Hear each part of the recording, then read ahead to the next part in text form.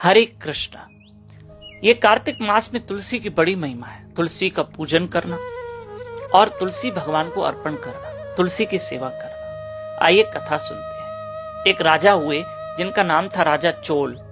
उन्होंने बहुत सुंदर स्वर्ण के आभूषण बनवाए और भगवान विष्णु के मंदिर में जाके हरि की सुंदर प्रतिमा विग्रह पे स्वर्ण आभूषण पहना दिए, धारण करवा दिए।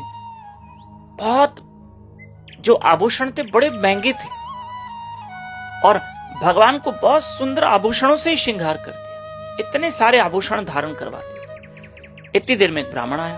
ब्राह्मण भी बहुत सारे तुलसी के पत्ते लेकर आया और वो भगवान का नाम जपते जपते जपते तुलसी पत्र हैं, जो तुलसी के पत्ते हैं, वो भगवान को अर्पण करते जाए, अर्पण करते जाए, अर्पण करते जाए। तो इतने तुलसी के पत्ते थे कि राजा ने जो आभूषण पहनाए थे वो सब ढक गए। मतलब आभूषण इतने नहीं दिख रहे, भगवान के आगे तुलसी के पत्र ज्यादा दिख रहे। ये राजा को बात अच्छी नहीं लगी।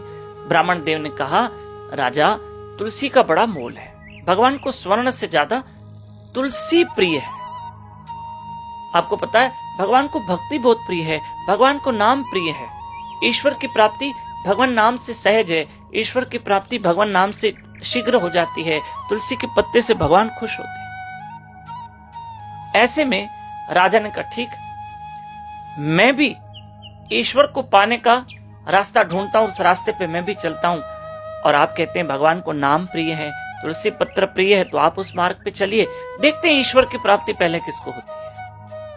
राजा घर में गए, महल में गए, यज्ञ करने लगे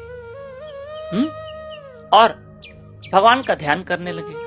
और यहां ब्राह्मण देव अपने घर में खूब भगवान के नाम का स्मरण किया, तुलसी पत्तों से भगवान का अभिषेक किया और तुलसी पत्र भगवान के चरणों में रोज भेंट की। कहते हैं भगवान की पहले प्राप्ति उस ब्राह्मण को हुई और उसके लिए विमान आया। और जब विमान जा रहा था तो राजा ने देखा इस विमान में तो ब्राह्मण भी बैठा है। मतलब भगवान की प्राप्ति पहले ब्राह्मण को हुई, मुझे नहीं हुई। तो राजा थोड़े दुखी हो गए। तब भगवान उनको भी मिले, प्राप्ति तो उनको भी ईश्वर की हुई, पर पहले उस ब्राह्मण देव को मिले। क्यों? क्योंकि उन्होंने खूब हरि नाम का भजन किया और तुलसी पत्र से भगवान उनसे जल्दी रिझ गए। प्राप्ति तो ईश्वर की राजा को भी हुई, पर पहले ब्राह्मण देव को हुई, है ना? ब्राह्मण देव तो तुलसी के पत्र हरि नाम से भगवान बहुत खुश होते हैं।